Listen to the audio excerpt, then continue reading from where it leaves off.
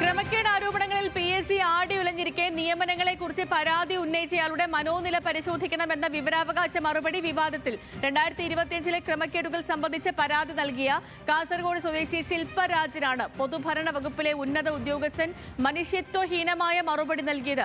ക്രമക്കേട് സംബന്ധിച്ച് തന്റെ കൈവശമുള്ള എല്ലാ തെളിവുകളും വിജിലൻസിന് കൈമാറിയ ശില്പരാജിനാണ് ഈ ദുർഗതി.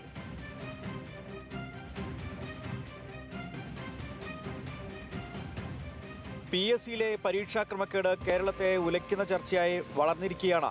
പുതിയ പരാതിയുമായി കാസർഗോഡ് വിവരാവകാശ പ്രവർത്തകൻ ശില്പരാജ് രംഗത്തെത്തിയിരിക്കുന്നത്.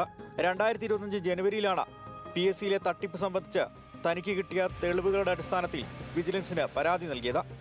എന്നാൽ മാസങ്ങൾ കഴിഞ്ഞിട്ടും നടപടിയുണ്ടായില്ല. ഇതോടെ തുടർ നടപടി എന്തായെന്ന് ചോദിച്ച വിവരാവകാശ രേഖ നൽകി.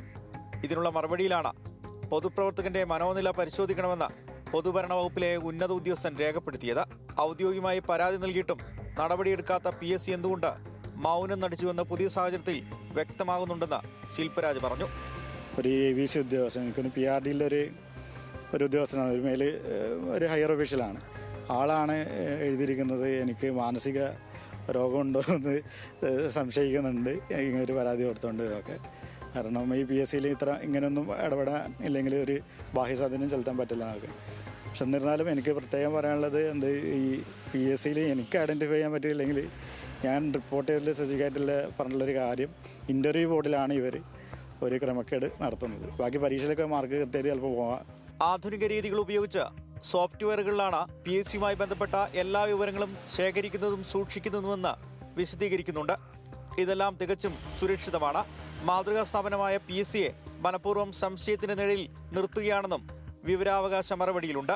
ഇത് സംബന്ധിച്ച് ആഭ്യന്തരമന്ത്രിക്ക് പരാതി നൽകിയിരിക്കുകയാണ് ശില്പരാജ്. PSCയെക്കുറിച്ച് ഒരു പൊതുപ്രവർത്തകൻ ചോദിച്ച പരാതിയിലും ആശങ്കയിലും ഒരു മുതിർന്ന ഉദ്യോഗസ്ഥൻ നടത്തിയ പരാമർശമാണ് ഏറ്റവും രസകരം. അദ്ദേഹത്തിൻ്റെ മനോനില പരിശോധിക്കണമെന്നാണ് അദ്ദേഹത്തിൻ്റെ പരാമർശം. PSCയെക്കുറിച്ചുള്ള പുതിയ വിവാദങ്ങളുടെ പശ്ചാത്തലത്തിൽ ഇതുകൂടി ഗൗരവമായി പരിശോധിക്കണം. കാസർഗോഡ് നിന്നും രതീഷ് വാസുദേവൻ, ന്യൂസ് മലയാളം.